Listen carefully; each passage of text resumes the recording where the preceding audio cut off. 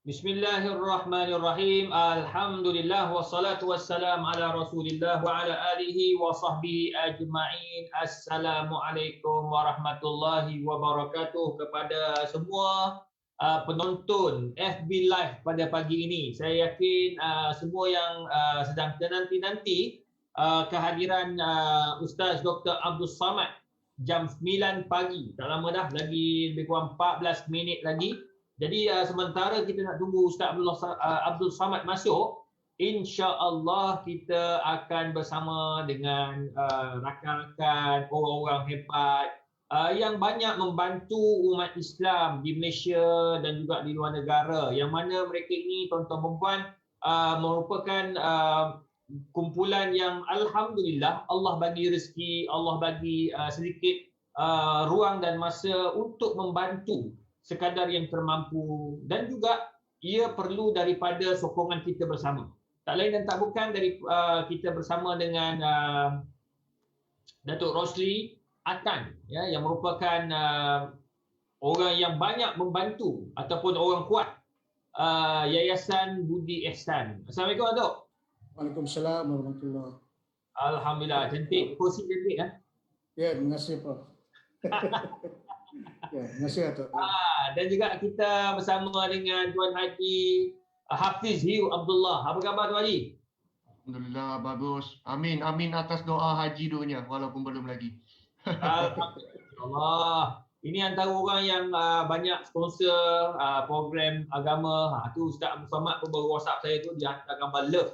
Maknanya dia pun dah standby nampaknya. Apa-apa pun tuan-tuan dan puan, kita nak bersama dengan dua orang hebat ini yang banyak membantu umat Islam di Malaysia yang pastinya dalam keadaan sekarang ini COVID-nya, dalam keadaan banjirnya. Dan terima kasih kepada Yayasan Budi Ihsan yang dikelola oleh Datuk Haji Rosli Atan. Datuk, kebetulan sementara kita nak tunggu Ustaz Abdul Samad, dan terima kasih kepada Datuk, terima kasih juga kepada Tuan Hafiz Liu kerana sponsor program bersama dengan Ustaz Abdul Samad. Sebab dah lama dah umat Islam di Malaysia ni merindui program-program agama. Kalau di masjid rasanya hampir setahun dah, ya, masjid dan surau tidak dapat diimarahkan dengan program-program agama. Jadi insya-Allah dengan adanya FB Live kita dapat membantu menghilangkan kedukaan, menghilangkan kekosongan umat Islam di Malaysia dan juga di Indonesia. Baik, Tuan Datuk Haji Rosli, boleh Datuk kongsikan sikit secara ringkas latar belakang penubuhan Yayasan Budi Ihsan Malaysia ini. Silakan Datuk. Baik, terima kasih Doktor. Assalamualaikum warahmatullahi wabarakatuh. Yayasan Budi Ihsan Malaysia telah ditubuhkan pada tahun 2018 dengan kelulusan daripada Kementerian Perdagangan Dalam Negeri, dan saya selaku pengasasnya bersyukur kerana sejak ditubuhkan Yayasan Budi Ihsan Malaysia telah dapat memainkan peranan dalam membantu kerajaan. Dan kita hanyalah sebuah NGO, pertubuhan awam yang ditubuhkan dengan objektif untuk membantu golongan fakir miskin dan orang-orang yang ditimpa musibah, khususnya termasuk juga golongan asnaf yang tercicir. Dalam konteks ini, Yayasan Budi Ihsan Malaysia bukanlah untuk mengambil alih tempat dan peranan pihak berkuasa, tetapi kita lebih kepada sebagai pelengkap, sebagai benteng terakhir untuk membantu orang-orang yang dalam kesusahan. Jadi kita tidaklah sebesar organisasi kerajaan, tetapi kita bersyukur kita sekurang-kurangnya dapat membantu pihak kerajaan. Jadi itu sedikitlah. Tapi yayasan ini memang dia tak mengira agama, latar belakang agama, bangsa dan keturunan. Kita bantu siapa saja, asalkan mereka tergolong di dalam golongan orang-orang yang fakir miskin dan ditimpa musibah. Jadi kalau macam tu, Yayasan Budi Ihsan terima ke kalau orang nak bagi zakat? Kita terima je. Terima Ya. Jadi kalau orang bayar zakat, kita bagi pada non-Muslim macam mana tu?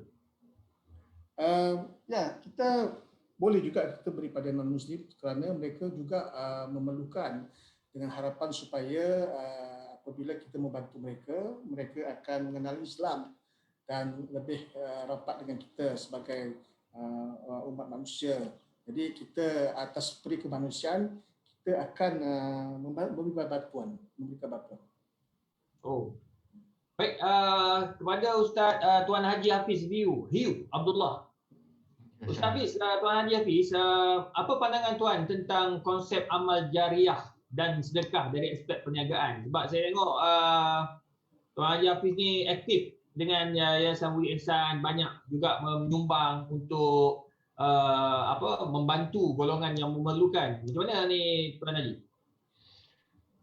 Terima kasih Datuk atas pujian dan doa-doanya. Untuk maklumat Datuk, Datuk dan juga Doktor, saya diberikan hidayah 11 tahun lepas. Jadi selepas mendapat hidayah, saya terasa terhutang budi dengan Allah atas taufik dan hidayah yang dikurniakan. Jadi atas dasar hutang budi itulah saya ingat membalas budi. Tapi apa dayanya saya baca Quran pun masih berangkap, solat pun sunat pun kurang. Jadi Allah bagi kelebihan sedikit itulah dari segi kewangan, dari segi perniagaan. Allah pemudahkan dari segi urusan ini, maka saya berasa ada satu bebanan yang besar untuk saya menjadikan satu wadah untuk menyalurkan rezeki yang saya ada, yang saya dapat. Beramai-ramai ini kita sama-sama menyalurkan kepada jalan menegakkan nama Allah. Jadi untuk makluman Datuk dan juga Doktor, sepanjang tahun 2020 kita sudah telah pun menyalurkan lebih 6 juta ringgit Malaysia kepada kebajikan, khususnya terutamanya tabung COVID Mercy Malaysia, dan juga pembangunan masjid lebih kurang 12 buah masjid dan juga surau, serta terkinilah bantuan mangsa-mangsa banjir di Johor, di Pahang dan di Terengganu sebenarnya. Jadi kita teruskan untuk membantu, insyaAllah. Apa bidang syarikat ataupun bidang perniagaan yang Tuan Haji Hafiz buat? Okey, secara amnya kita adalah sebuah syarikat multi-level marketing, network marketing kita orang panggil. Kita gunakan sistem pengedaran dan sistem ejen. Dan insyaAllah pada bulan Februari nanti kita akan diiktirafkan sebagai sebuah syarikat yang mematuhi syariah. Okay, oleh Ustaz Abdul Aziz daripada Ustaz Lariba, Facebook dia agak famous untuk memenangi scammer. Dan bulan Februari ini akan disempurnakan sebab auditnya begitu luar biasa. Dan akhirnya kita berjaya melepasi piawai dan nasihat ustaz-ustaz semua ini daripada panel syariah. Dan antara produk utama kita ada di belakang gambar iaitu produk C2 Joy. Satu produk susu awal lembu yang bahan mentahnya majoriti daripada New Zealand. Dan kita mengedarkan melalui sistem pengedaran, dan sebelah satu lagi yang frame-frame gambarnya semua adalah pengedar-pengedar kita yang terkuatlah di Malaysia ini. Dia ada sijil halal semua ada lah. Sijil halal memang kita tidak compliance, malah produk kita dipatuhi oleh GMP, KKM mesti, dan juga HACCP malah ISO terkini. Ya. Oh, insyaAllah lepas ni boleh mohon persijilan halal Malaysia. Sijil halal Malaysia memang sudah ada, tuan. Datuk sijil halal memang sudah ada, ya. Sudah ada. Alhamdulillah, terbaik. Okey, Datuk Rosli. Macam mana ni program-program aktiviti yang sedang dilaksanakan oleh Yayasan Budi Ihsan sekarang ni? Banyak ke? Terima kasih Datuk.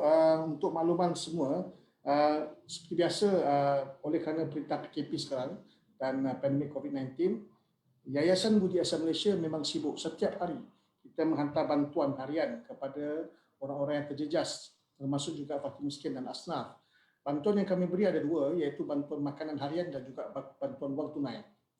Hampir setiap hari kami akan memberikan bantuan, dan dia tidak akan berhenti selagi mana PKP ini berjalan. Yang kedua, program kedua kami iaitu program My House yang sedang rancak kami laksanakan di peringkat akhir sekarang ni.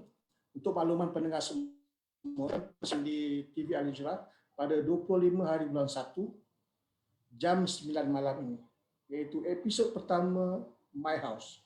My House ni iaitu satu program untuk membaiki rumah-rumah asnaf yang dhaif di seluruh Malaysia. Yang mana yang rosak tu kita betulkan, mungkin keadaan lantai yang bocor, dinding yang bocor, bumbung yang bocor, kita baiki. Kita memberikan keselesaan, keselamatan dan kesihatan kepada penghuni rumah tersebut, iaitu asnaf tersebut. Kemudian setiap bulan, untuk makluman pendengar semua, Yayasan Budi Ihsan Malaysia juga menerbitkan majalah, ya, majalah Suara Asnaf. Kita telah mendapat permit penerbitan dari pihak Kementerian Dalam Negeri, alhamdulillah, dan kita boleh mengeluarkan majalah. Dan majalah ini telah kita keluarkan setiap bulan dan masuk bulan ini edisi yang kelima. Jadi dalam majalah Suara Asnaf ini kita akan masukkan semua aktiviti yang dilaksanakan oleh yayasan pada setiap bulan, dan juga kita akan menceritakan tentang kisah-kisah asnaf yang terkesan akibat pelbagai kisah, dengan harapan supaya para pembaca dapat memberikan sumbangan dan juga maklum tentang apa yang sedang berlaku kepada rakyat di Malaysia lah. Jadi itu sebagai media penghantar di antara yayasan dengan masyarakat. Dan program kami sekarang yang baru kita nak laksanakan adalah Kembar Kurban 1001 Asnaf. Untuk makluman para pendengar, pada tahun 2020, Yayasan Budi Ihsan Malaysia telah melaksanakan Kembar Kurban 1001 Asnaf, iaitu menganjurkan program ibadah kurban bersama rakyat Malaysia. Di mana pada tahun lepas kami telah laksanakan dengan jayanya, alhamdulillah, dan pada tahun ini kami ingin memulakan lebih awal, iaitu 5 bulan lebih awal. Kerana apa? Kerana kita ingin memberi peluang kepada semua rakyat Malaysia untuk membuat perancangan awal dan mendaftar lebih awal untuk program ibadah kurban nanti. Jadi untuk makluman semua, Yayasan Budi Ihsan Malaysia pada bulan Mac ini akan memperolehi sijil ISO 9001/2015, iaitu untuk penganjuran ibadah kurban. Jadi ISO kita hanya khusus untuk penganjuran ibadah kurban. Di mana dalam penganjuran ibadah kurban ini kita menitik beratkan kepada proses pendaftaran peserta dan pengurusan maklumat peserta, serta macam mana kita nak tetapkan pendaftaran haiwan peserta, nombor haiwan yang kita nak korbankan, bersama-sama dengan proses pemakluman. Kita beritahu bila nak buat persediaan, bila nak diadakan persembelihan, dan juga akhirnya kita akan mengeluarkan resit dan sijil sehinggalah selesai progres itu. Jadi pada tahun ini kita mulakan lebih awal, dan kita ambil kesempatan ini menyerulah kepada mana-mana individu atau organisasi yang ingin bersama dengan Yayasan Budi Ihsan Malaysia pada tahun ini dapat menghubungi kami dengan segera. Itu saja, Datuk. Alhamdulillah, menarik tu Datuk Rosli. Terima kasih banyak kerana bantu umat Islam yang memerlukan, dan juga pada masa yang sama mempermudahkan urusan korban yang pastinya berlaku pada musim haji, ya, Hari Raya Korban. Baiklah, kepada Tuan Haji Hafiz, apakah sumbangan-sumbangan yang pihak Tuan Haji dan syarikat C2Joy berikan kepada masyarakat sebenarnya? Kalau dari sudut tadi Tuan Haji sebut ada bagi wang ringgit, ada bagi bantuan dari sudut keperluan. Jadi mungkin boleh jelaskan lagi daripada syarikat C2Joy? Ya, insyaAllah. Terima kasih Doktor. Kita secara amnya setiap satu jualan syarikat kita ada alokasikan sebahagian untuk kebajikan. Malah dari segi pengedar kita pun ada alokasikan satu tabung wakaf ataupun tabung charity box untuk pengedar-pengedar kita masukkan melalui sistem. Jadi mereka boleh mendebakan dan menyalurkan bersama-sama bantuan itu kepada orang awam dan kebajikan. Jadi alhamdulillah setakat ni seperti apa yang saya ceritakan tadi, hampir 6 juta ringgit kita sudah disalurkan. Dan tidak termasuk juga barang-barangan seperti kita ada salurkan sanitizer dan produk-produk pakaian, dan untuk makluman doktor pun kita adalah salah satu penaja utama kepada projek My House yang diceritakan oleh Datuk tadi. Jadi untuk kesemua 13 episod, insya-Allah kita ada menanggung kos pembagian dan menyiaran di TV Al-Hijah nanti. Jadi ini antara usaha-usaha kita untuk cuba untuk menyebarkan syiar Islam dan membuktikan kepada masyarakat di luar sana, sebagai seorang Muslim kita pun boleh kaya, dan kekayaan kita sepatutnya boleh diagihkan kepada lebih ramai orang. Sesungguhnya dalam bahagian kita ada bahagian orang lain juga, insyaAllah. Alhamdulillah, menarik. InsyaAllah teruskan Tuan Haji Hafiz. Semoga Allah murahkan rezeki jika ada rezeki yang lebih, kita boleh berzakat, berwakaf dan sebagainya. Sebagai soalan terakhir kepada Datuk Rosli sebagai orang kuat Yayasan Budi Ihsan ni, apakah harapan Datuk tentang rancangan masa hadapan yayasan sebenarnya? Terima kasih Datuk. Harapan kami adalah supaya lebih ramai lagi individu ataupun syarikat yang tampil untuk membantu dan bersama-sama dengan Yayasan Budi Ihsan Malaysia. Dan kesempatan ini saya mengucapkan ribuan terima kasih dan setinggi penghargaan kepada pihak Tuan Hafiz Yu selaku pengarah urusan dan pengasas Situ Joy Malaysia yang telah memberikan sokongan kepada kami. Tanpa mereka mungkin Yayasan Budi Ihsan Malaysia tidak selaju ini. Ya, terima kasih Tuan Hafiz. Dan juga kepada mana-mana individu ataupun kumpulan yang ingin bersama yayasan, sila hubungi saya. Itulah harapan kami supaya mendapat sokongan daripada masyarakat Malaysia. Terima kasih. Oh, Alhamdulillah. Menarik. Terima kasih, Datuk. Satu perkongsian yang saya rasa penting untuk umat Islam kita tahu, rakyat Malaysia tahu bahawa Yayasan Budi Ihsan ni ada membantu, menolong, memberikan sumbangan kepada mereka yang memerlukan. Dan saya tengok saudara Samsul Debat begitu aktif buat program-program My House. Saya pun tak tanya apa benda My House tu bantu ya. Dia pelakon utama, hero kita dalam program My House. InsyaAllah tunggukan pada 25 hari bulan Januari ya. 9 malam. Ya, insyaAllah. Semoga usaha yang dilakukan itu dapat membantu insyaAllah. Datuk, kalau Datuk nak tengok Ustaz Samsul Debat menitik air mata, nanti tunggukan dia. Memang dia menarik juga rupanya. Okey. Jadi begitulah tuan-tuan dan puan, sebab sekarang ni kita sedang menanti Ustaz Abdul Samad masuk. Jadi insyaAllah kita bersama dengan Ustaz Abdul Samad dalam beberapa minit lagi. Pastikan tuan-tuan dan puan share dan ajak kawan-kawan yang lain untuk sama-sama sertai di pagi Jumaat yang barakah. Sebab nak panggil Ustaz Abdul Samad ni susah sebab dia pun sibuk dengan video live dan sebagainya. InsyaAllah bersama dengan saya dan juga Ustaz Abdul Samad sebentar lagi.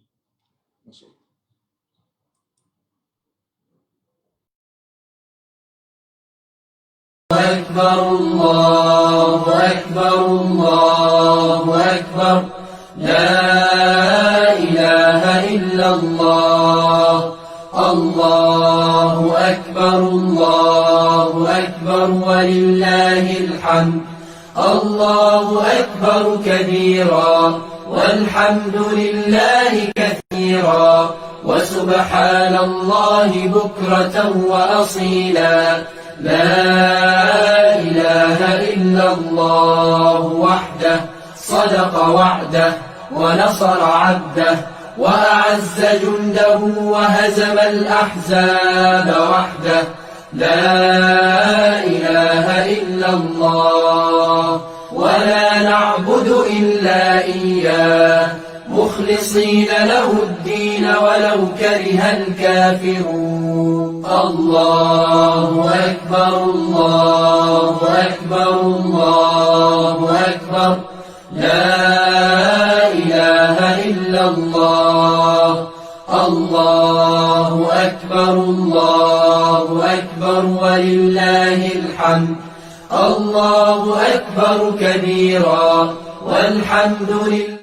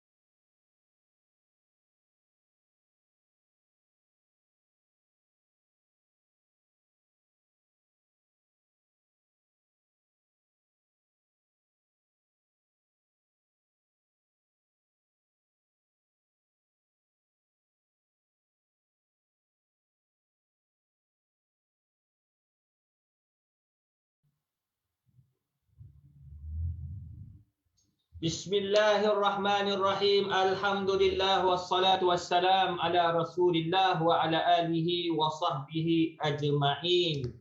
Assalamualaikum warahmatullahi wabarakatuh.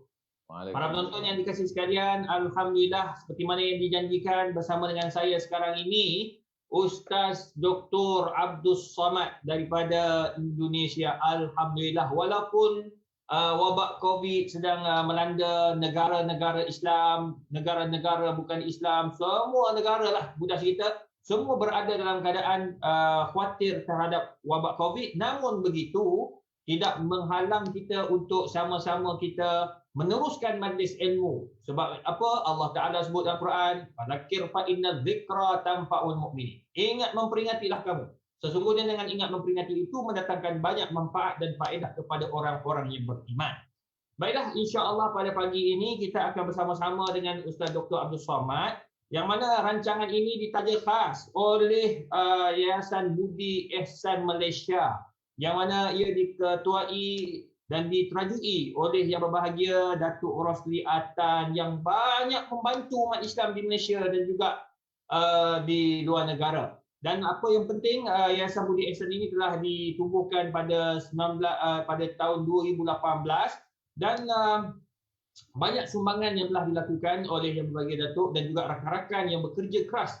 Dan yang paling penting, umat Islam yang banyak menyumbang, rakan-rakan yang bukan Islam juga ramai menyumbang untuk program-program umat Islam, rakyat Malaysia secara umum, tak kira agama Islam atau agama yang bukan Islam. Yang paling penting, kita membantu. Bila kita membantu, Allah Ta'ala akan buka pintu rezeki kita.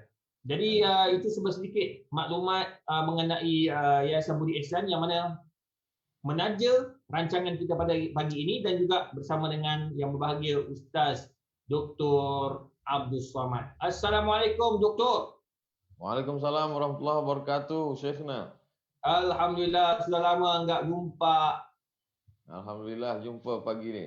Menawarin, bercahaya. Ya. Alhamdulillah. Yang Berbahagia Doktor, kalau di Indonesia sekarang ini masih lagi PKP atau bagaimana? Ya, macam PKP jugalah. Masih terhad, tak boleh tazkirah orang ramai. Ada social distancing, mesti ada jarak 1 meter ke masjid. Sebagian boleh buka program tabligh akbar di padang, tanah lapang tak boleh. Macam tu lah sampai hari ini. Ya, lebih kurang macam di Indonesia juga tu, Ustaz, Doktor. Ya. Jadi sebagai mengubat rindu ya, Doktor. Pada pagi ini kita ada 1 jam bersama dengan Dr. Abdul Somad santai di Facebook Yayasan Budi Ihsan, di Facebook saya juga, di Facebook ramai pakat berkongsi, dan saya lihat ramai begitu rindu kepada Dr. Abdul Somad. Mungkin Doktor boleh kongsikan sedikit orang kata apa, nasihat yang boleh kita ambil daripada Islam, yang mana Islam ini dia menenangkan, bukan mencelarukan. Jadi mungkin Doktor boleh kongsikan dalam tempoh permulaan ini, sebelum kita buka soal jawab. Mungkin ada yang mau bertanya soalan begitu tentang vaksinnya, sebab ada yang sekarang ni ada golongan anti vaksin dan sebagainya. Jadi sebelum kita bincang tentang itu, saya mau Doktor kongsikanlah di pagi Jumaat yang barakah ini nasihat yang boleh mengingatkan kita kepada Allah apabila ditimpa musibah. Pada masa yang sama, kita redha dengan ujian Allah. Silakan Doktor. Bismillahirrahmanirrahim. Alhamdulillah wassalatu wassalamu ala Rasulillah wa ala alihi wa sahbihi wa man tabi'ahu wa mawalah. Syekhuna wa sahibuna Profesor Madya Datuk Dr. Muhammad Izhar, barakallahu fih, nafa'anallahu bi ghaziri ulumihi wa bi husni adabihi wa lutfihi wa musahabatihi. Para jamaah dimanapun berada, insyaAllah kita selalu dalam ridha Allah Subhanahu wa Ta'ala. Kedatangan Islam merubah cara pandang, mindset manusia tentang hidup. Dulu orang Arab itu berpahaman bahwa yang paling mulia orang Quraisy. Selepas Quraisy, orang Arab yang bukan Quraisy. Selepas Arab bukan Quraisy adalah orang-orang yang berkulit putih, orang Parsi, orang Rom. Selepas itu orang berkulit hitam. Yang paling bawah sekali adalah orang berkulit hitam, Habasyah, Ethiopia, Afrika, yang budak, hamba sahaya, fakir lagi miskin. Maka manakala Islam datang, maka Islam robah cara pandang ini. Inna akramakum indallahi atqakum. Yang paling mulia di antara kamu bukan Quraisy, bukan Arab, bukan orang putih. Akramakum, yang paling mulia, kedudukan paling tinggi adalah atqakum, yang paling takut kepada Allah Subhanahu wa taala. Dulu orang berpahaman bahwa dia hidup dia muda, dia lahir, dia kecil, dia remaja, dia dewasa, dia tua, dia sakit, dia mati. Namutu wa nahya, kami mati, kami hidup, wa ma yuhlikuna illa dahru, yang membinasakan kami hanyalah masa sahaja. Maka Islam datang bahwa kamu bukan hanya dengan masa, bukan dengan zaman, tapi kamu diatur oleh Dia. Siapa Dia? Allah. Adakah Tuhan selain Dia? La ilaha illa huwa. Kamu hidup, tapi hidup kamu diberi oleh Dia yang Maha Hidup, Al-Hayyu. Dia tidak hanya hidup, tapi Dia mengatur kehidupan kamu, Al-Qayyum. Kalau kamu punya harta, maka Dia punya segalanya. Lahu ma fis samawati wa ma fil ardh. Tiada yang boleh menolong kamu selain daripada Dia. Yang boleh menolong kamu itu pun atas izin Dia. Man dzalladzi yashfa'u indahu illa biiznih. Dia tahu apa yang berbisik-bisik dalam hati kamu. Ya'lamu ma baina aydihim wa ma khalfahum. Dan Dia tiada merasa sulit sedikit pun untuk mengatur alam semesta. Wala yuhituna bi syai'in min ilmihi illa bima syaa'.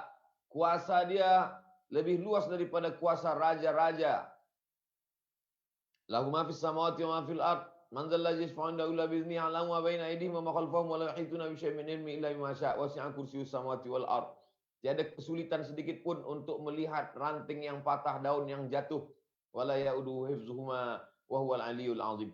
Jadi selepas Islam datang, segala kesulitan manusia menjalani hidup menjadi ringan karena dia diberikan pemahaman yang lebih besar. Yang selama sebelum Nabi Muhammad SAW datang, itu manusia seperti katak dalam tempurung, kata pepatah orang Melayu. Sikit saja cara pandang dia. Hanya sejengkal saja isi kepala dia. Manakala Islam datang, ringanlah. Ringanlah menghadapi segala cubaan. Dulu orang menganggap penyakit itu adalah laknat, terkutuk. Manakala Islam datang, dia bagi cara pandang melihat penyakit. Ma yusibul mu'min min nasabin wala wasabin wala saqamin wala syaukin yastakuha. Susah hati, risau pikiran, sakit badan, duri yang mencucuk tapak kaki. Sesungguhnya begitulah cara Allah ingin menghapuskan dosa-dosa kita.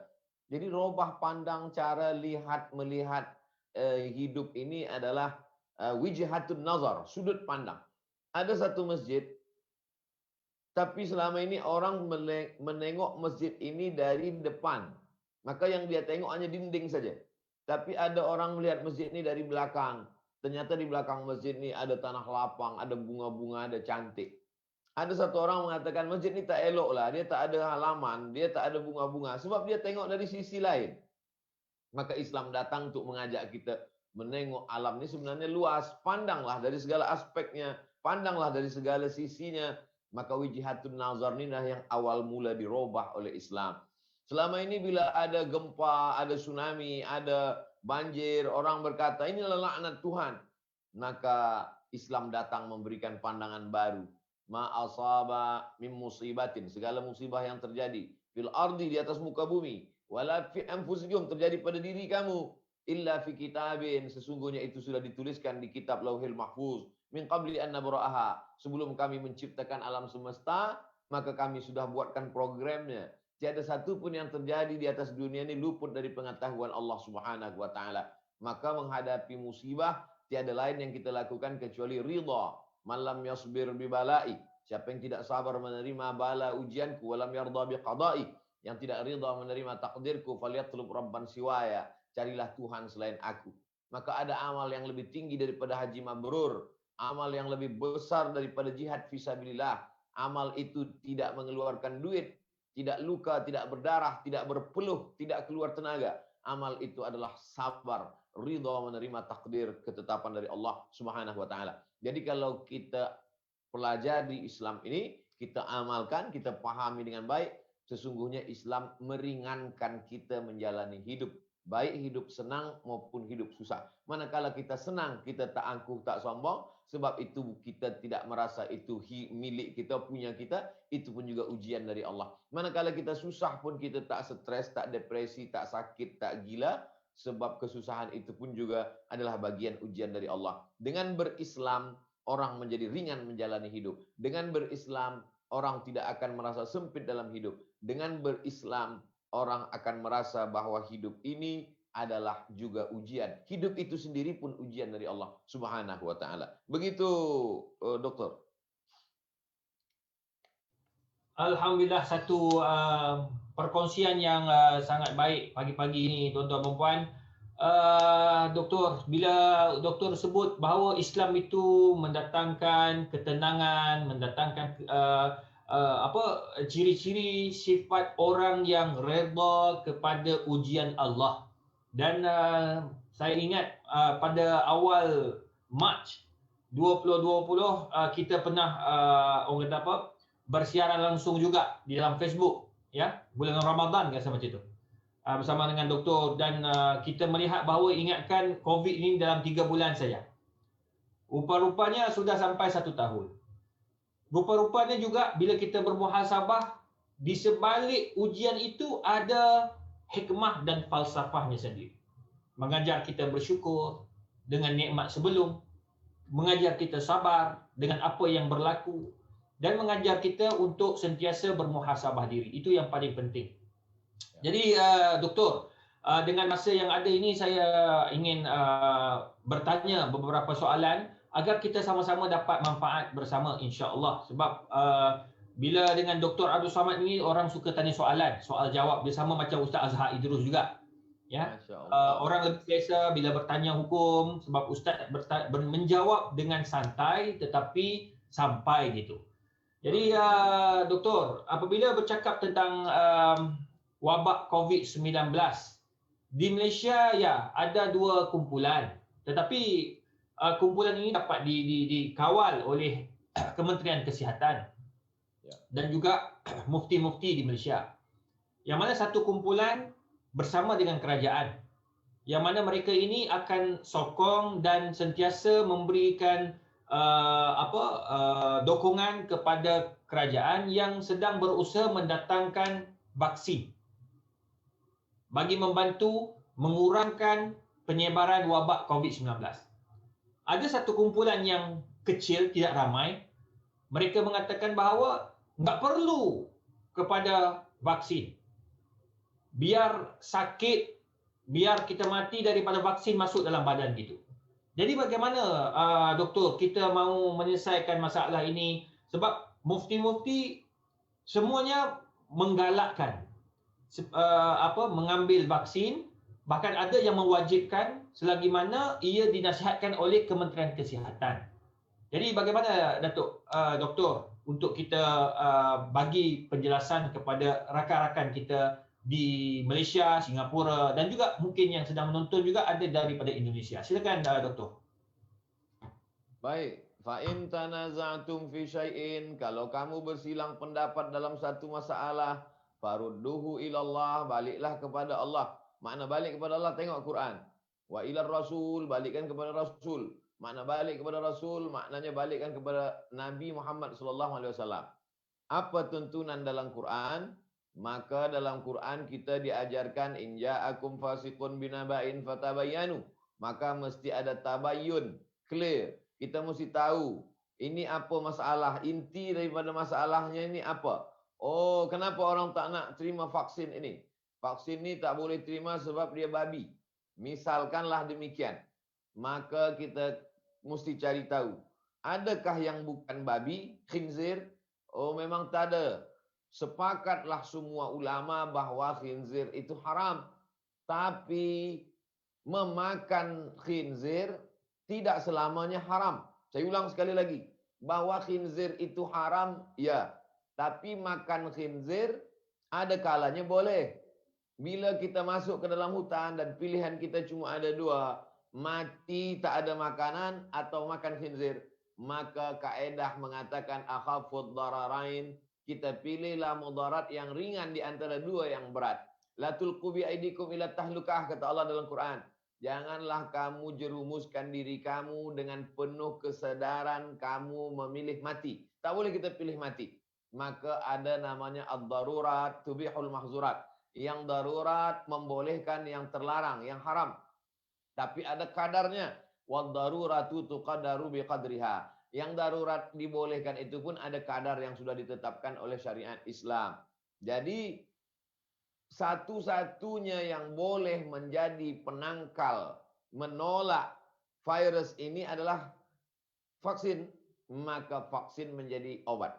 Maka dalam tuntunan Nabi sekarang tak ada. Kalau Nabi ada kita boleh tanya Nabi. Nabi tak ada, maka kita tengok sunnah-sunnah Rasulullah SAW. Likulli da'in dawa. Segala penyakit itu ada obatnya. Tadau, maka berobatlah kamu.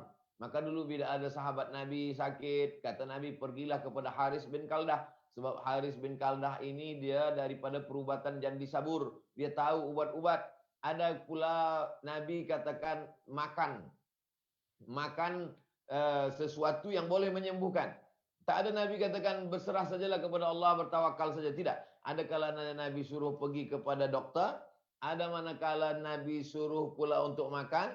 Alaikum bisyifa'aini, hendaklah kamu berobat dengan 2 obat. Al-asal wal Quran, banyak baca Quran dan asal, minum madu.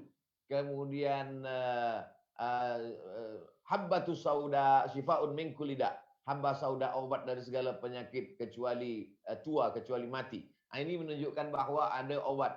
Selepas itu pula ada sahabat yang datang, dia katakan aku sudah bacakan Al-Fatihah berulang kali. Lepas itu aku bacakan kepada ketua kepala suku yang terkena sengatan kala. Maka dia pun sembuh. Jadi dari beberapa hadis ini dapat kita ambil kesimpulan. Nabi menyuruh berobat kepada doktor, medikal. Yang kedua berobat dengan cara makan makanan tertentu, madu, habba sauda. Yang ketiga adalah berobat dengan cara ruqyah, yaitu doa. Intinya bahawa di sana ada ikhtiar dan usaha. Adapun orang yang berserah diri saja, maka ini bukan ahlu sunnah wal jamaah. Ini adalah ahlul bid'ah wa dalalah yang disebut dengan kelompok Jabariyah. Lawan daripada Jabariyah adalah Qadariyah. Qadariyah berubah menjadi Mu'tazilah. Yang satu pula berserah kepada takdir saja, tiada usaha, tiada ikhtiar. Yang satu pula mengatakan takdir itu pun sebenarnya tak ada, yang ada hanya ikhtiar semata. Maka yang menjadi penengah antara 2 kelompok ini adalah ahlu sunnah wal jamaah. Imam Abul Hasan al-Ash'ari ada ikhtiar. Maka vaksin bagian daripada ikhtiar. Selepas kita taat kepada Allah, ati'ullah wa ati'ur Rasul wa ulil amri. Siapakah ulil amri kita itu? Salah satu tafsir menyebut ulil amri itu adalah ulama kita. Siapakah ulama kita di Malaysia? Adalah mufti kita.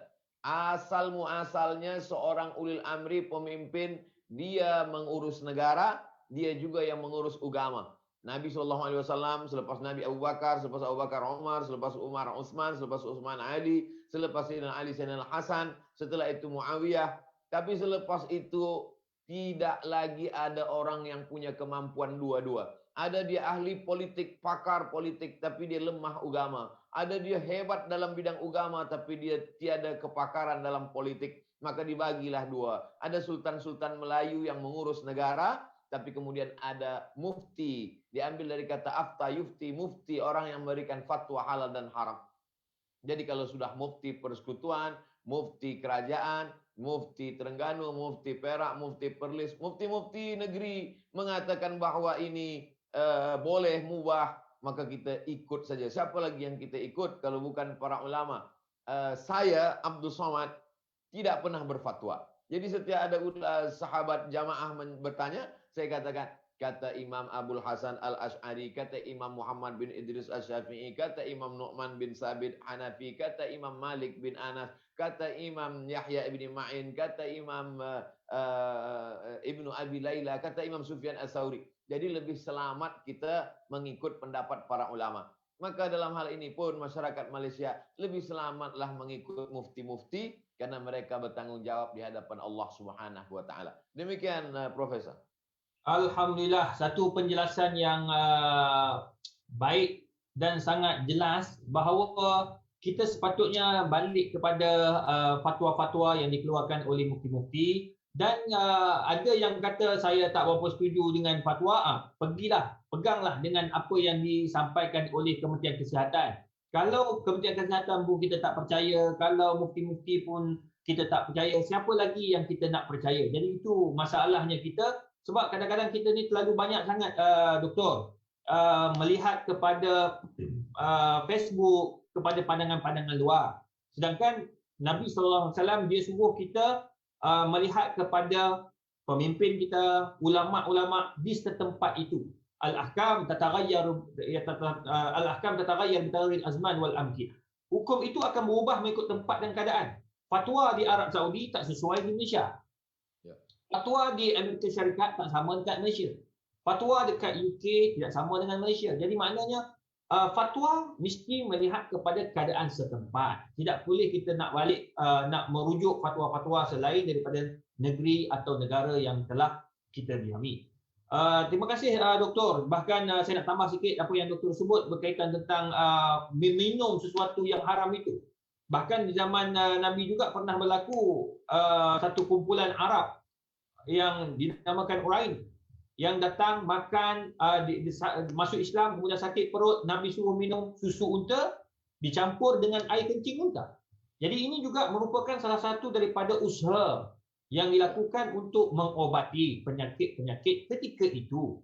Jadi insya-Allah semoga semua yang mendengar dapat memahaminya dengan baik berhubung tentang isu vaksin insya-Allah. Bukan saja ulama di Malaysia, ulama daripada Indonesia juga bersetuju dengan pandangan yang dikeluarkan oleh Kementerian Kesihatan dan juga mufti-mufti di Malaysia. Baik, doktor, kebetulan bila kita bercakap tentang musibah, doktor pastinya boleh bagi juga semangat kepada rakan-rakan kita seperti Yayasan Budi Ihsan ni, doktor. Yayasan Budi Ihsan Malaysia ini banyak memberi bantuan. Selain daripada beri bantuan, mereka memerlukan juga bantuan daripada rakyat Malaysia, menyumbang.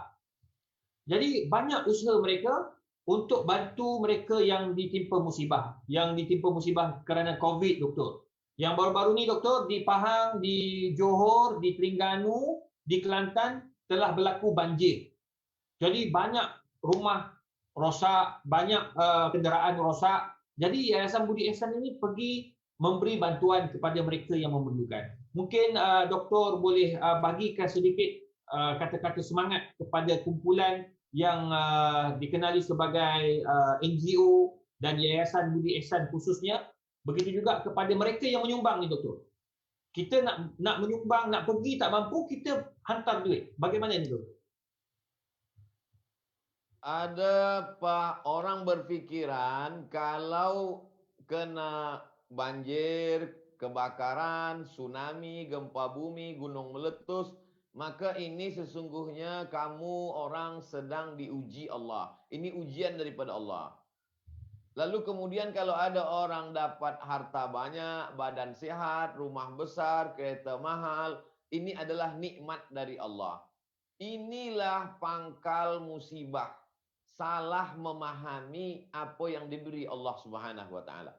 Kalau kita mengatakan bahwa badan sehat, minum dari cawan emas, tidur di atas sutra adalah nikmat, lalu kemudian susah adalah azab, maka berarti Nabi Muhammad itu hidupnya dalam azab. Sedangkan Raja Persia, Kaisar Raja Rom, Najasyi hidup dalam nikmat. Sebab mereka minum dari cawan emas, dari pinggan emas, dari piring emas, tidur di atas sutra. Maka cara berpikir ini mesti kita ubah. Bahwa dua-duanya adalah ujian. Ketika terjadi banjir, itu juga sedang kena ujian.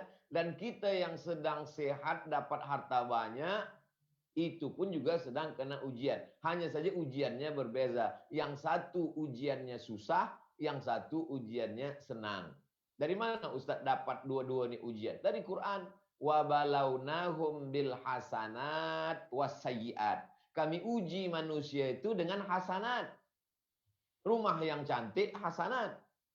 Kereta yang mahal pun hasanat. Ini dua-duanya ujian. Jadi kalau dua-dua ujian, maka sesungguhnya banyaklah manusia yang berhasil menang manakala diuji. Diuji dengan sakit, dia beristighfar. Diuji dengan banjir, dia bertaubat. Tapi banyak orang yang diuji dengan harta, disitulah dia kalah. dia perturutkan hawa nafsunya. Jadi ini pertama pangkal yang mesti kita luruskan, yang mesti kita betulkan, bahwa dua-duanya adalah ujian.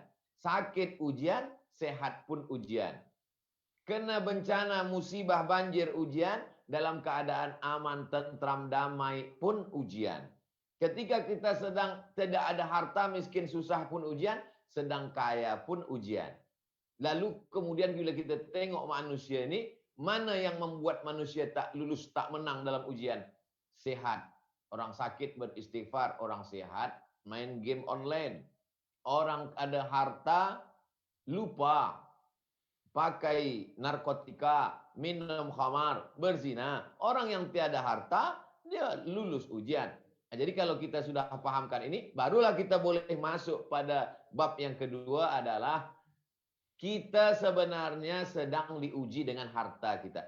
Jadi yang sudah mengirimkan ringgitnya ke Yayasan Budi Ihsan, maka sesungguhnya dialah yang sudah lulus ujian.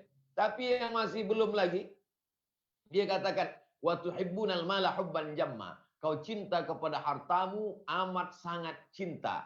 Buah daripada cinta itu menyebabkan orang menjadi bakhil, pelit, tak keluar, tak menetes sikit pun. Maka sesungguhnya saudara kita yang kena banjir di Malaysia, dia lulus ujian, dia menang ujian. Yang bakhil, yang pelit ini, dialah yang tak lulus ujian. Jadi kita pandang dengan pandangan Islam, bukan pandangan kita, bukan pandangan hawa nafsu, bukan menurut rasa-rasa. Islam ini bukan perasaan. Islam ini adalah kebenaran. Rasa kita belum tentu benar. Orang yang biasa sholat dengan berwudu, manakala kita suruh dia tayamum dengan debu, dia kata aku rasa-rasa tak sembahyang. Sebab apa? Sebab dia gunakan rasa. Dalam Islam ini ada rasa, zauk, betul. Tapi ada hukum halal, haram, makruh, mubah, sunat, sunan muakkad, wajib, mandub. Maka kita pakai hukum. Itu yang disebut dalam fiqh. Nah, setelah kita paham ini, barulah masuk yang ketiga. Kita renungkan sejenak. Oh, rupanya aku selama ini tidak menang melawan ujian-ujian ini. Makanya kata Nabi, raja'na minal jihadil asghar ilal jihadil akbar. Kita baru saja kembali dari jihad yang kecil kepada jihad yang besar. Padahal itu balik dari perang. Adakah jihad yang lebih besar lagi daripada perang berdarah-darah ini, kena tombak, kena panah ya Rasulullah? Ada, kata Rasulullah. Jihad apa itu? Jihad melawan hawa nafsu. Jihad melawan syuh. Wa may yuqa syuhha nafsihi fa ulaika humul muflihun. Siapa yang selamat daripada penyakit syuh, bakhil yang berlebihan, itulah orang-orang yang menang. Jadi siapa yang menang sesungguhnya? Yang sudah mengirimkan uangnya untuk menolong saudara-saudara melalui Yayasan Budi Ihsan Malaysia. Siapa yang masih kalah dengan hawa nafsunya? Yang masih lagi menumpuk-numpuk harta, jama'a malau wa'ad dadah.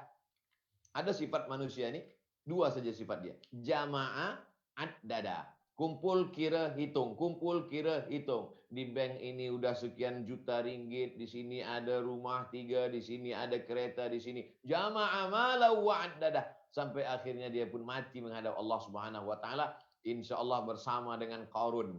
Orang-orang yang kaya raya bakhil bersama dengan Qarun. Yang sudah melepaskan hartanya, dia akan bersama dengan Sayyidina wa Maulana Muhammad sallallahu alaihi wasallam. Orang-orang yang mati itu, manakala dia dihidupkan Allah Ta'ala kembali dan ditanya, hai orang-orang mati, kalau aku bagi engkau tambahan usia hidup lagi, kau nak buat apa? Kata orang mati itu menjawab, laula akhartani ila ajarin qarib. Kalaulah kau tambah umur kami sekejap, sedetik, seminit, sedetik saja ya Allah, fa'as-saddaqa, kami ini ingin bersedekah.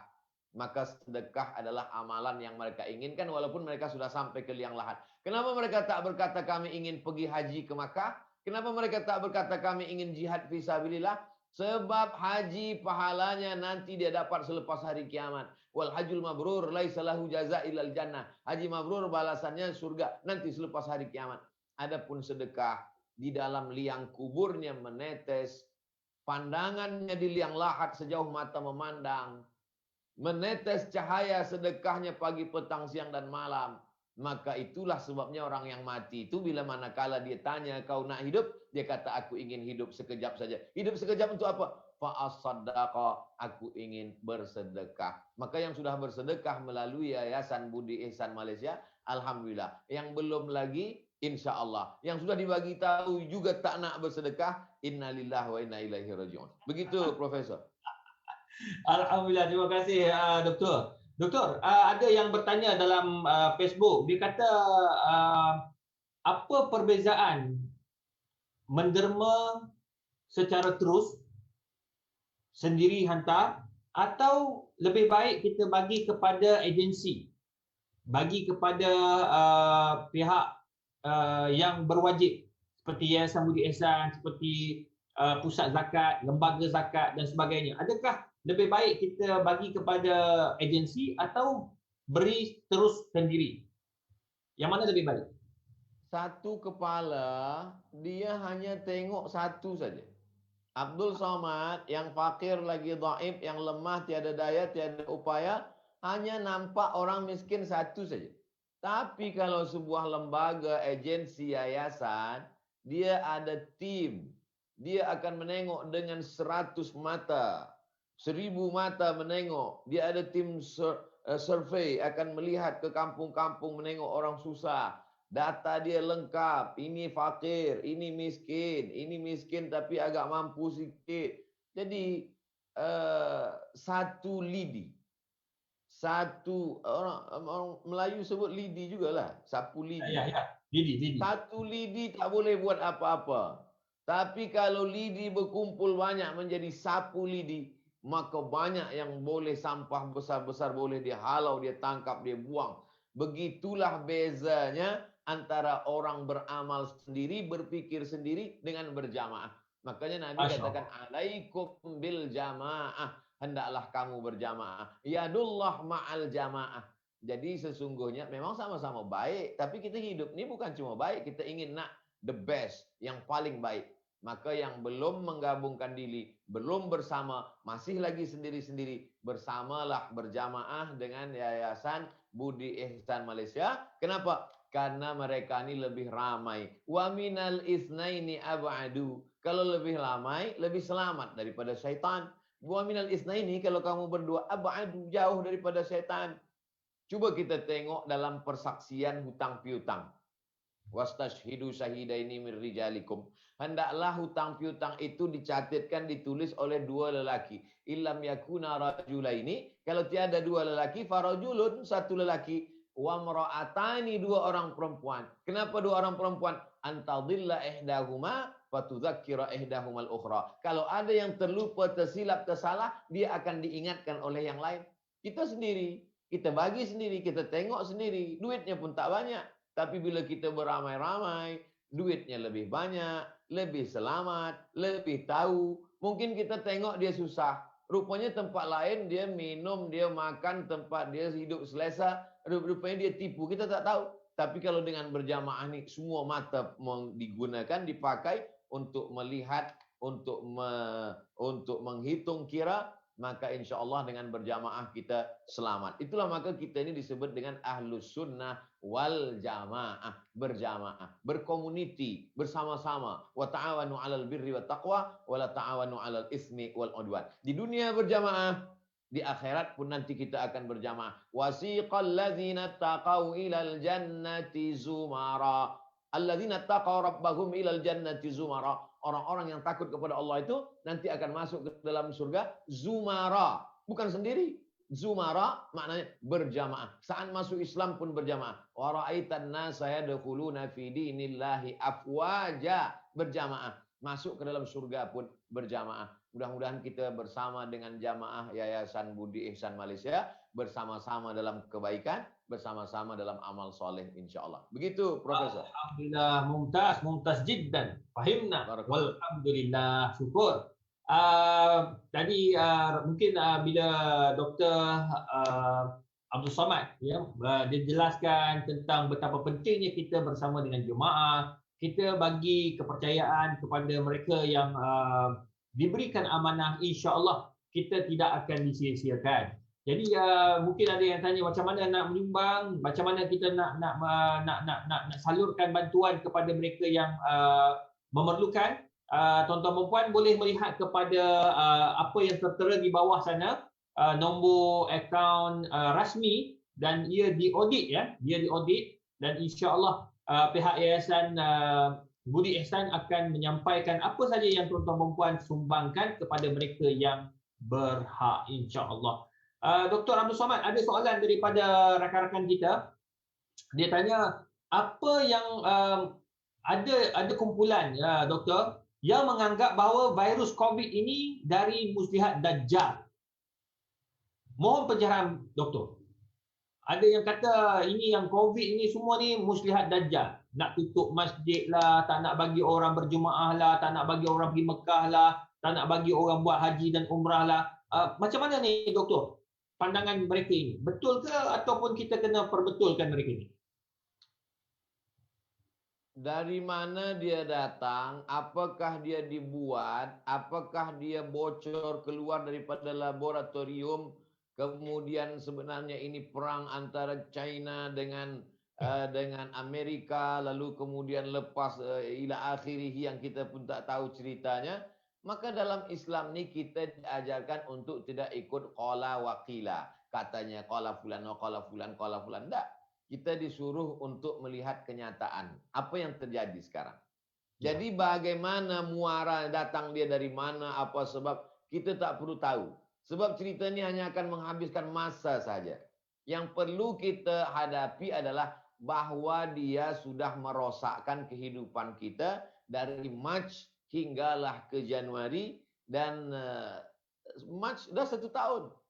Sudah 1 tahun kita tak boleh bergerak, tak boleh buat aktiviti, tak ada tabligh akbar, ada usaha-usaha kaum muslimin rosak dari mulai ekonomik sampai ke politik dan lain sebagainya. Nah, jadi yang kita tengok adalah efek dia. Apa yang ditimbulkan oleh ini. Maka itulah yang perlu kita kaji. Bila kita habiskan energi kita, tenaga kita, fikiran kita, hati kita hanya ingin mencari tahu ini daripada Dajjal, daripada Lucifer, daripada Yahudi, daripada Israel ingin merosakkan dunia dan segala macam, maka sesungguhnya lebih bermanfaat lagi kalau kita kaji apa yang boleh kita isi. Bagaimana kita boleh ubati yang sakit, bagaimana kita boleh tolong, bagaimana kita boleh research para dokter muslim mencari ubat. Selepas itu apa yang boleh kita buat?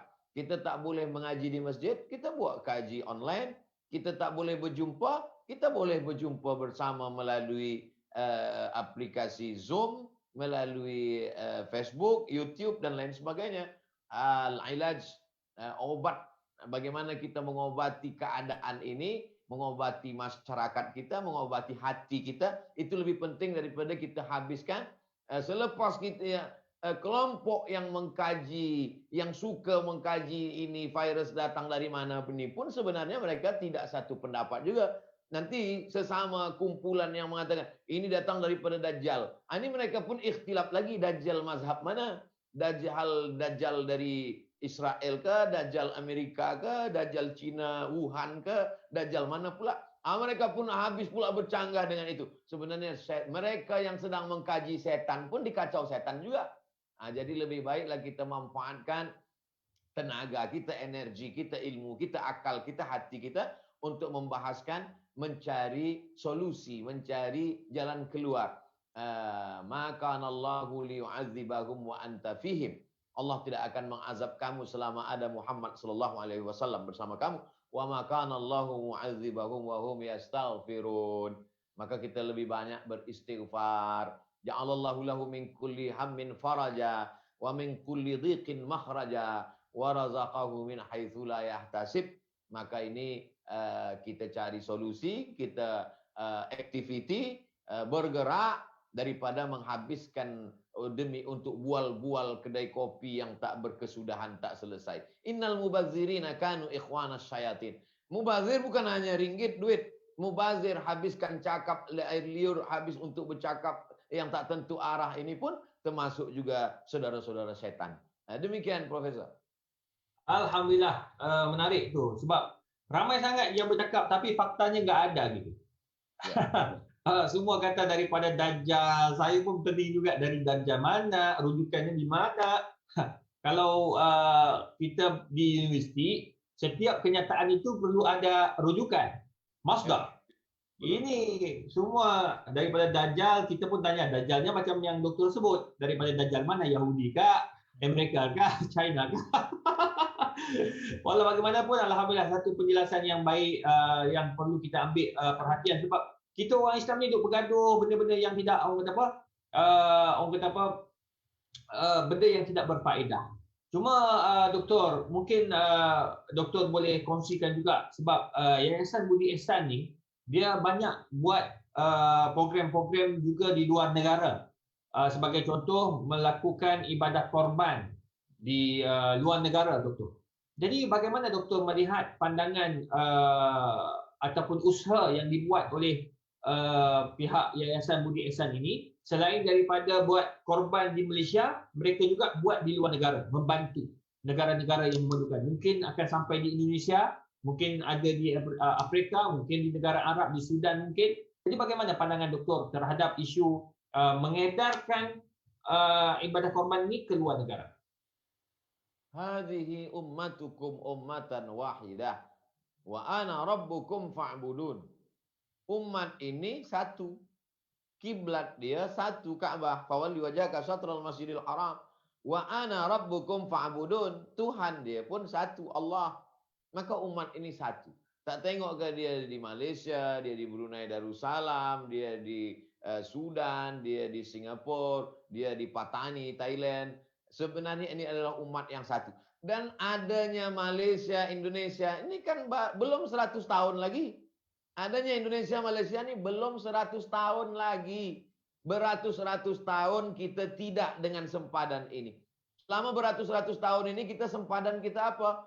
Melaka, Johor, Terengganu, Perak, Perlis, Siak Sri Indrapura, Kerajaan Melayu Delhi, Kerajaan Pontianak Al-Habib Abdurrahman Al-Gadri. Jadi sempadan kita adalah sempadan kerajaan-kerajaan Melayu. Kerajaan Tumasik yang berubah menjadi Singapura, Kerajaan Patani yang sekarang masuk kepada Thailand, belum 100 tahun lagi. Jadi mesti ini kita betulkan pemahaman kita, ini adalah umat yang satu, sama-sama bersyahadat asyhadu alla ilallah, asyhadu anna muhammadar rasulullah. Tapi menurut fiqh kan tak boleh daging kurban ni kita bawa lebih dari jarak qasar solat, betul? Jarak qasar solat 82 km atau 88, sekian, 89 km, terlepas dari banyak-banyak mazhab, nak 82 ke 88 ke 89. Maka sesungguhnya itu di Malaysia, dari Kuala Lumpur 89 km keliling ni semua dah dapat dah. Sebab ni kita tengok secara amnya semua dah dapat. Maka kemudian dibawalah dia keluar. Maka ada kurban orang Malaysia yang dibawa ke Riau. Ada kurban orang Malaysia yang dibawa ke negeri-negeri, mungkin sampai ke Bangladesh, sampai ke Rohingya. Maka ini benar secara fiqh. Sebab apa? Sebab kita ini adalah umat yang satu dan orang Malaysia pun sudah dapat. Dan orang Malaysia pun banyak yang tak nak makan daging sebab dia tak nak kolesterol dan lain sebagainya. Maka ini adalah amal-amal yang baik. Jangan ragu sedikit pun. Program kita tak lama lagi ini dah Jumadil Akhir, Rajab, Syaban, Ramadan, Zulqa'dah. Lepas itu Zulhijjah. Kita yang selama ni ragu-ragu, dari sekarang dia transfer, maka insya-Allah buat lagi program ni lebih banyak. At'imit ta'am, kenyangkan perut orang. Absyus salam, tebarkan keselamatan. At'imit ta'am, kenyangkan perut orang yang lapar. Wa tusalli wan nasu niyam, engkau solat tegak di tengah malam manakala orang tidur lelap. Tadkhulul jannata bisalam, maka engkau masuk ke dalam surga dengan keselamatan. Inilah yang membuat Islam ini kalah. Misionaris yang datang dari negara lain datang membawa makanan, membawa pakaian, menyebarkan agama dia.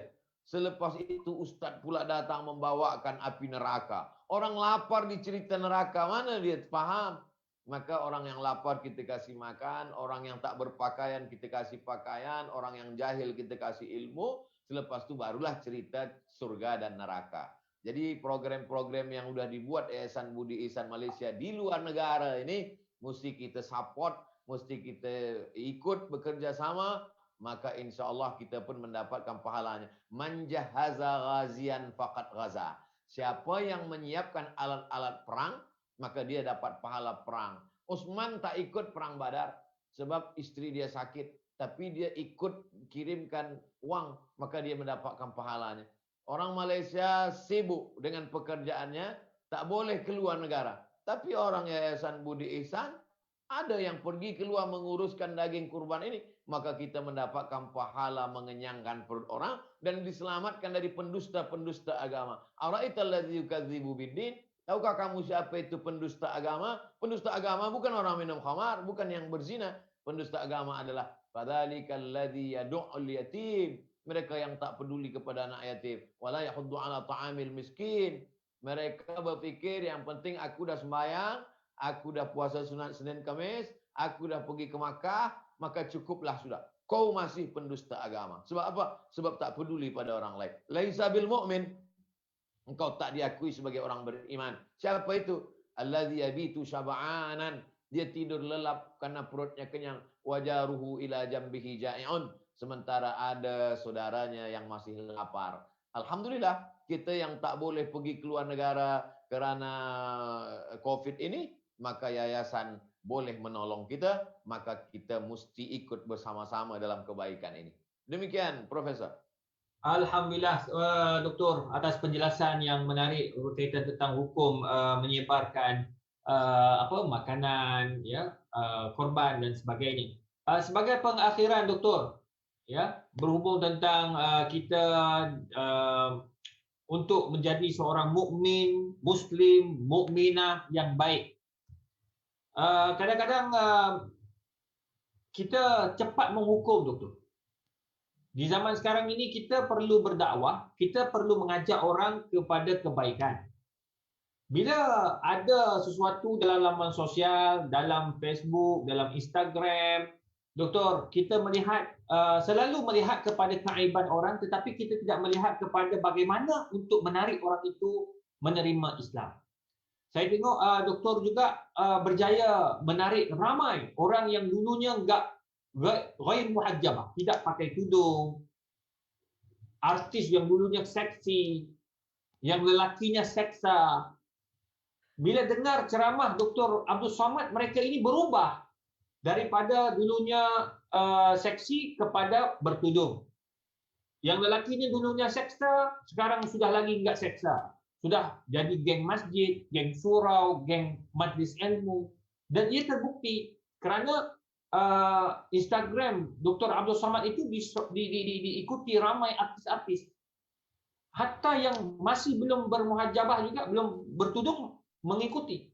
Jadi bagaimana betul nak menasihati rakan-rakan di luar sana agar kita tidak cepat menghukum dan sentiasa mengajak orang ke arah kebaikan. Silakan, Doktor. Walau kunta fazzan ghalizal qalbi, kalau hatimu keras, cakapmu kasar, lam faddu min haulik, mereka akan lari dari engkau. Jadi dakwah itu asal usul kata dakwah dalam bahasa Arab, da'a yad'u da'watan ad-da'watu ila ta'am, mengajak orang makan kenduri. Kita kalau nak ajak jemput orang makan kenduri, takkan kita cakap kasar. Tentu kita datang ke rumah dia, Assalamualaikum, Waalaikumsalam. Bolehkah datang ke rumah kami, kita nak makan malam ni kenduri? Asal muasal daripada kata dakwah adalah undangan, jemputan, makan kenduri. Maka mengajak orang makan pun kita kelembut. Sila makan, sila duduk, makan minum. Maka dulu bila ada dakwah, pasti ada makan. Kalau tak ada makan, maka tak dakwah namanya. Kalau ada dakwah tak makan, itu namanya dakwah online. Di tiap-tiap masjid, surau di Kuala Lumpur, di Malaysia, mesti ada dapur, kitchen. Nah, saya dah perhatikan, saya tengok. Bila masuk ke masjid di Malaysia, di kerajaan-kerajaan, tengok ada dapur, lepas tazkirah, makan. Tazkirahnya sikit saja. Dari maghrib ke isya 45 minit, lepas itu isya, lepas itu makan. Tazkirah pendek, makan lagi lama lagi. Maka saya selalu katakan selama di Malaysia, saya di Malaysia ni kajinya pendek, makannya panjang. Di Indonesia, di Pekanbaru, kaji panjang, makan sikit. Di Malaysia ni sikit-sikit makan. Jadi itu sebenarnya tak salah. Itulah dakwah. Sebab dakwah macam itulah maka orang Melayu ni masuk Islam ramai. Kalaulah dulu datang dari Jazirah Arab tu membawakan pedang, mungkin kita tak Islam hari ini. Sebab orang Melayu dia tak kena pedang, dia banyak kebal, dia banyak berkawan dengan jin, dengan hantu, dengan setan. Mungkinlah mati orang dulu yang mendakwahkan Islam itu, tapi mereka datang dengan kelembutan, dengan kebaikan. Kalau kita caci maki dia, hati dia sakit, dua tak dapat. Hidayah dia tolak dan dia tak berubah. Tapi bila kita jelaskan saja makna hijab, kalau ada orang ejek kita, bully kita, haters, caci maki kita, kita cukup jawab sekali saja. Jawab sekali, bila dia tuduhkan kita salah, kita katakan, saya ni sebenarnya mazhab Ahlussunnah wal Jamaah. Saya ni belajar daripada universiti ini, daripada tok guru ini, untuk menunjukkan bahwa dia salah, kita betul. Sekali saja. Lepas itu kita jelaskan. Manhajuna manhajul bayan. Manhaj kita ni bayan, menjelaskan. Selepas kita jelaskan, masalah orang terima tak terima, itu urusan Allah SWT. Kalau kita caci maki hamun, maka hati dia sakit, dia tolak hidayah, kita pun lagi sakit, dua-dua kita tak dapat. Maka kita teruskan saja dakwah ini.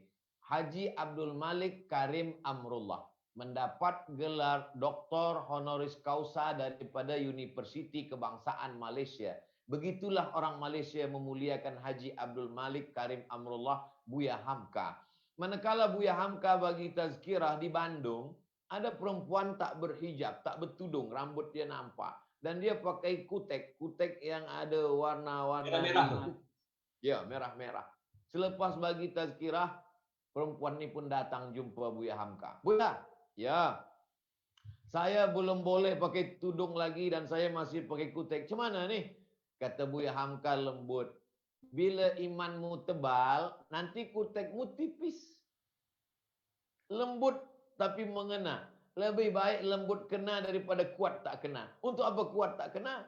Kalau imanmu tebal, nanti kutek engkau tipis. Dia berfikir, berarti nanti kalau kutek ni tebal, maknanya iman masih tipis. Di samping itu ada doa. Jamaah ni kita doakan tiap-tiap malam. Yang belum dapat hidayah. Yang mencaci maki, sumpah hamun, serapah, supaya dilembutkan Allah hatinya. La yardul qada ila doa. Mungkin dia tak dapat hidayah dari tazkirah kita, sebab dia tak dengar tazkirah. Tapi manakala dapat hidayah, berapa banyak yang masuk Islam baru hanya karena memandang wajah Rasulullah SAW. Saya pun tak lepas dari cakap kasar. Saya pun kadang-kadang cakap saya keras juga. Tapi selalu saya katakan, tontonlah semuanya. Ada kalanya video itu di-cut, dipotong, diambil kerasnya saja. Padahal yang lembut-lembut, yang baik-baik banyak. Saya kira demikian, Profesor. Wallahualam. Alhamdulillah, terima kasih Dr. Sheikh Abdul Samad yang telah bersama dengan kita sepanjang 1 jam. Alhamdulillah. Dan 1 jam itu saya rasa macam tak puas sebab banyak mutiara kata ilmunya daripada Sheikh Dr. Abdul Samad. Kerana kita ini, tuan-tuan dan puan, para penonton, kena sentiasa mendampingi al-ulama. Sebab bila kita tersilap, mereka akan menegur kita. Jadi Alhamdulillah, sebagai pengakhiran Ustaz, dalam 1 minit, apakah nasihat untuk kita semua atau amalan yang kita boleh amalkan agar kita semua umat Islam di Malaysia, Indonesia, Singapura, Brunei juga yang sedang menonton ini mendapat pahala dengan amalan tersebut. Silakan Doktor. Dengan berislam kita berfikir lapang. Kita tidak berfikir Indonesia, Malaysia, Singapura, Brunei, tapi kita berfikir lapang seisi dunia. Dengan berislam kita berumur panjang. Kita tak berfikir selepas mati amal kita putus. Sedekah-sedekah kita akan wakaf-wakaf kita terus mengalir. Dengan berislam kita tak berfikir sempit. Cakap orang kasar menyinggung hati kita, kita simpan dalam jantung kita, lahir dembam kesumat. Islam tak begitu. Dengan maaf kita menjadi lapang. Dengan berislam orang menjadi lapang. Jadi kalau setelah berislam kita rasa lapang, Islam kita betul. Tapi dengan berislam kita rasa sempit, kita hanya masuk dalam khilafiyah, caci maki, maka kita perlu membetulkan lagi keislaman kita. Alhamdulillah, duduk bersama Profesor Madya, Datuk Dr. Muhammad Izhar, duduk bersama tok-tok guru, itu melapangkan hati kita. Kalau duduk majelis ilmu lapang, teruskanlah. Teruskanlah dalam amal soleh, karena dengan lapangnya hati dan pikiran, maka lapanglah kubur kita, lapanglah jalan kita menuju surga bersama Nabi Muhammad SAW. Demikian Profesor. Wasallam. Terima kasih banyak-banyak kepada yang bahagia Dr. Sheikh Abdul Samad daripada Riau Indonesia, dan juga kepada Yayasan Budi Ihsan Malaysia yang diketuai oleh Datuk Rosli, ya, yang juga dibantu oleh rakan-rakan di yayasan, dan penyumbang-penyumbang antaranya yang tadi Tuan Haji Hafiz Liu Abdullah yang banyak membantu. Begitu juga kepada rakan-rakan yang katanya juga turut menyumbang dalam Yayasan Budi Ihsan Malaysia, yang hari ini saya lihat banyak memberikan sumbangan dan bantuan, sama ada dalam bentuk wang ringgit, dari sudut makanannya, dan ada juga rancangan di TV Al-Hijrah, ya, My House, yang mana kita pihak yayasan sentiasa membantu untuk baiki rumah orang susah dan sebagainya. Semoga Allah Ta'ala merahmati mereka yang berusaha ini ke arah kebaikan, dan juga usaha mereka mengajak umat Islam dan juga rakyat Malaysia dan juga umat Islam di luar negara untuk menonton rancangan-rancangan agama secara live di Facebook, Instagram bersama dengan Dr. Abdul Samad dari Riau. Alhamdulillah. Semoga Allah Ta'ala merahmati kita semua. Terima kasih kepada semua yang menonton, dan harap kita dapat share program-program ini ataupun yang telah direkodkan, agar yang kawan-kawan kita yang sedang bekerja dapat menonton di waktu rehat, insya-Allah. Terima kasih banyak-banyak kepada Dr. Abdul Samad dan juga kepada semua yang terlibat dalam Yayasan Budi Ihsan. Assalamualaikum warahmatullahi wabarakatuh. Waalaikumsalam warahmatullahi wabarakatuh.